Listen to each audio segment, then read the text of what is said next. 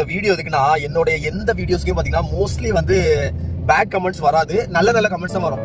ஆனா ரொம்ப நாள் இல்ல, ரொம்ப வருஷம் கழிச்சு வந்து எனக்கு நான் ரீசெண்டா ஒரு வீடியோ போட்டேன். சைராவை ரொம்ப மிஸ் பண்றதுனால சைராவோட போட்டோஸ்லாம் வச்சு ஒரு வீடியோ போட்டேன். நான் போட்டோஸ் வச்சு ரொம்ப வீடியோ போட மாட்டேன், சைராவோட போட்டோஸ் வீடியோ போட்டேன்.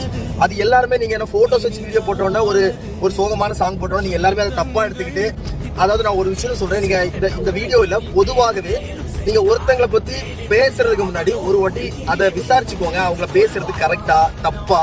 நான் வந்து அப்ரோட்ல இருக்கனால என் பொண்ணை வந்து நான் மிஸ் பண்ணி போட்டோ வச்சு வீடியோ போட்டேன். அதை நீங்க எப்படி திங்க் பண்றீங்கன்னு ஒண்ணு இருக்கு தெரியுமா, அது வந்து ரொம்ப இம்பார்ட்டன்ட். நீங்க அதை தப்பா நீங்க அதை திங்க் பண்ணிக்கிட்டு அதுல கமெண்ட்ல வந்து என்ன நீங்க கழுவி ஊத்தி, ஏன்னா என் மனசுல வந்து எந்த ஒரு நெகட்டிவிட்டி மேல வேணா ஒருத்தங்க கமெண்ட் பண்ணிருந்தாங்க இந்த வீடியோ வந்து நெகட்டிவா போயிடு, நெகட்டிவா என் மனசுல நெகட்டிவா இல்லைங்க, நான் மிஸ் பண்ற விஷயத்த நான் வந்து அது ஒரு வீடியோவா போட்டது. ஸோ அதனால கமெண்ட் பண்ணும்போது ஃபர்ஸ்ட் இதே போலதான் நீங்க உங்க ஃப்ரெண்ட்ஷிப்பா இருக்கட்டும், உங்க ஃபேமிலியா இருக்கட்டும், சடனா ஒருத்தங்க மேல நீங்க வந்து கோவப்படுறீங்க. ஸோ அப்படி கோவப்படாதீங்க, என்னன்னு தெரிஞ்சுக்கிட்டு புரிஞ்சுக்கிட்டு கோவப்படுங்க.